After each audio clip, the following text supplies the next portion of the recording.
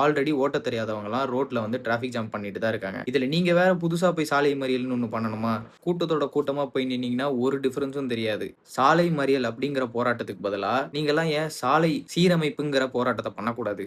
சாலை சீரமைப்பு அப்படிங்கிற போராட்டத்த நீங்க பண்ணா இது புதுசா இருக்கும். கவர்மெண்ட்டுக்கும் உங்க மேல ஒரு அட்டென்ஷன் கிரியேட் ஆகும். நம்ம பண்ண வேண்டிய வேலைய இவங்க பண்ணிட்டு இருக்காங்க அப்படின்னு ஒரு அட்டென்ஷன் கிரியேட் ஆகும். அப்போ உங்களுக்கு என்ன தேவையோ அத அவங்க கிட்ட சொல்லி சரி பண்ணிக்கோங்க. ஆல்ரெடி இந்த டிராஃபிக் ஜாம்ல எல்லாரும் செத்துக்கிட்டு இருக்காங்க. அதுல நீங்க வேற வந்து சாவடிக்க வேண்டாம். டிராஃபிக் ஜாமே ஆகக்கூடாதுன்னு தான் எல்லா நாடுமே போராடிட்டு இருக்கோம். ஆனா நம்ம மட்டும் தான் போராட்டத்தையே டிராஃபிக் ஜாமா பண்ணிட்டு இருக்கோம். உங்களுக்கு அப்படி புரொடெஸ்ட் பண்ணணும்னா பெரிய பெரிய ஆளுங்க இருக்கிற இடத்துல போய் அவங்கள பிளாக் பண்ணி புரொடெஸ்ட் பண்ணுங்க. எதுக்கு காமன் பீப்பிள் டெய்லி வேஜஸ்க்கு போறவங்கள கஷ்டப்படுத்திட்டு இருக்கணும்? போலீஸ் அங்க கண்ட்ரோல் பண்ண வேண்டியது அந்த பையனை கிடையாது. சாலை மறியல்னு பண்ணிட்டு இருக்கிற அந்த கட்சிக்காரங்கள. அந்த பையன் போலீஸ் அடிச்சது தப்பு தான். ஆனா உங்கனால இப்ப அந்த பையன் வாழ்க்கை ஃபுல்லா கஷ்டப்பட வேண்டியதா இருக்கும். உங்க கட்சியில ஏதாவது ஒரு பிரச்சனை அப்படின்னா சாலை சீரமைப்பு அப்படிங்கிற ஒரு போராட்டத்தை பண்ணுங்க. நாங்க எல்லாருமே உங்களுக்கு சப்போர்ட் பண்ணுவோம்.